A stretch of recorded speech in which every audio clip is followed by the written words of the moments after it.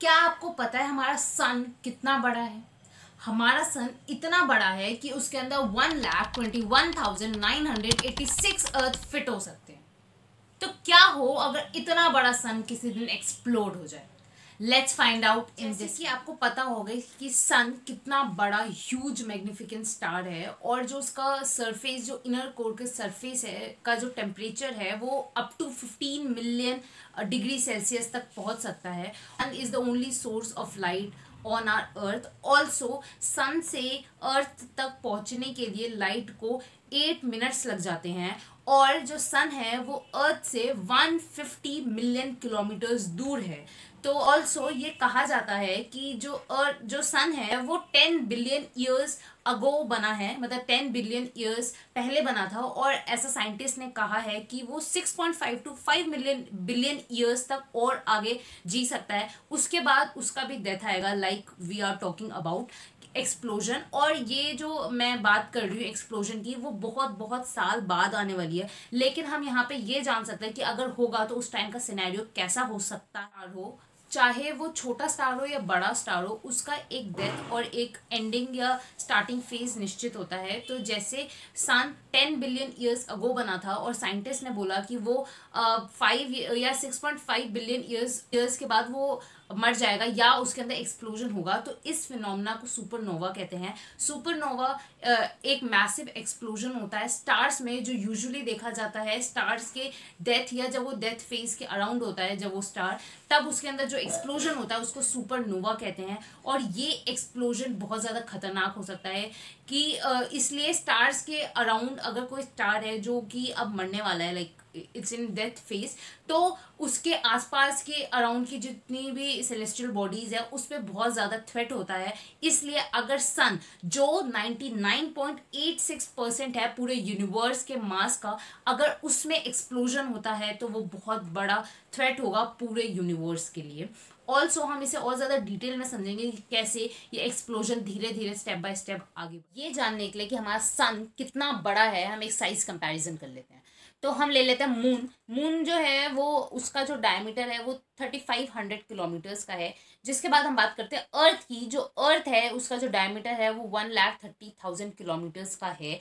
उसके बाद हम बात करते हैं जुपिटर, जो हमारे सोलर सिस्टम का बिगेस्ट प्लैनेट है, जो कि अर्थ के 11 टाइम्स, मतलब अर्थ से 11 टाइम्स बड़ा है, और 317 टाइम्स मैसिव है, मतलब 317 टाइम्स है अर्थ के मास के जुपिटर। और जो इसका जो डायमीटर है वो है 1,40,000 का डायमीटर है जुपिटर का।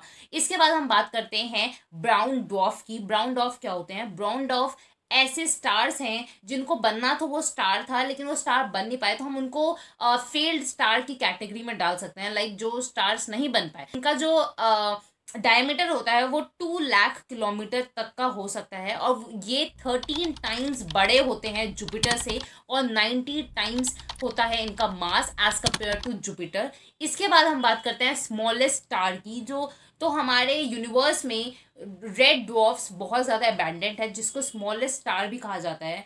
तो most abundant body in our solar system is red dwarf, और ये जो है वो 100 टाइम्स बड़े हो सकते हैं जुपिटर से। हमारे सोलर सिस्टम में सबसे ज़्यादा यही स्टार पाए जाते हैं। इसके बाद हम बात करते हैं बिग बिग स्टार्स की, जिसके अंदर हमारा मोटू सन आता है। क्योंकि मैं मोटू इसलिए कह रही हूँ क्योंकि इसका जो मास है वो 99.86% है पूरे यूनिवर्स के मास का।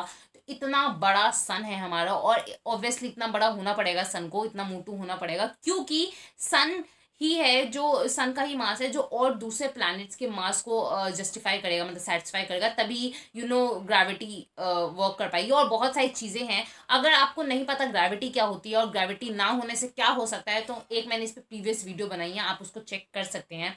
Now let's come back to this video. इसमें हमने बात कर ली कि जो सन है वो कितना बड़ा है, और अगर आपको नहीं पता कि सन जो है, सन का जो मास है वो अर्थ के कितने अर्थ के मास के इक्वल होगा। सन है उसका जो मास है वो 3,33,042 अर्थ के मास के इक्वल होगा।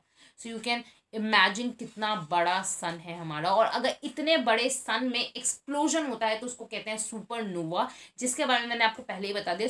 और अगर किसी भी चीज़ को सुपरनोवा जैसे मैसिव एक्सप्लोजन से बचना है तो उसको उस एक्सप्लोजन्स के 50 लाइट ईयर्स दूर होना पड़ेगा। लेकिन जैसे आपको पता है जो अर्थ और सन के बीच का जो डिस्टेंस है वो ओनली 150 मिलियन किलोमीटर्स का है। इसलिए अगर ऐसा एक्सप्लोजन होता है तो अर्थ पे बहुत बहुत ज़्यादा प्रॉब्लमैटिक सिचुएशन हो जाएगी, मतलब अर्थ नहीं बचेगा, वी कैन से दैट। क्योंकि अर्थ का जो जो फेज अर्थ का सन की तरफ होगा वो तो फ्यू सेकेंड्स में सब कुछ वहीं पे जल के everything will B vanished out in few seconds. लेकिन जो अर्थ का जो पार्ट इस साइड होगा सन के, वो उसमें फिर भी थोड़ी बहुत लाइफ बच सकती है, लेकिन फिर भी it will be not sure. Also जो वहाँ का जो टेम्परेचर होगा वो 30 टाइम्स ज़्यादा हो जाएगा एज मतलब करंट जितना सरफेस टेम्परेचर उसके 30 टाइम्स ज़्यादा हो जाएगा। तो यू कैन से कि everything will be going to melt. पर गाइज आप लोगों को ये एक्सप्लोजन की कहानी सुन के डरने की ज़रूरत नहीं है, क्योंकि ये एक्सप्लोजन होना अभी के सिनेरियो में इज़ हाइपोथेटिकल सिचुएशन, क्योंकि ये कुछ बिलियन ईयर्स के बाद होगा। और ऐसा भी हो सकता है कि जब तक साइंटिस्ट कुछ ना कुछ ऑल्टरनेटिव ढूंढ ले, हो सकता है हम कोई दूसरे प्लानट पे ही शिफ्ट हो जाए। ये सब इमेजिनेशन है, लेकिन क्या होगा कुछ बिलियन साल बाद ये किसी को नहीं पता। और आप बता देना आपको ये वीडियो कैसी लगी, कि अगर आपको कुछ भी इंफॉर्मेशन न्यू मिली हो इस वीडियो से तो प्लीज़ लाइक करके जाना, सब्सक्राइब कर देना। हमारे सब्सक्राइबर्स बहुत बहुत बहुत कम है, तो अगर आप कुछ न्यू चीज़ें सीखना चाहते हैं तो प्लीज़ सब्सक्राइब करके जाना। और बाय बाय गाइज, और जल्दी आना नेक्स्ट वीडियो देखने के लिए। बाय।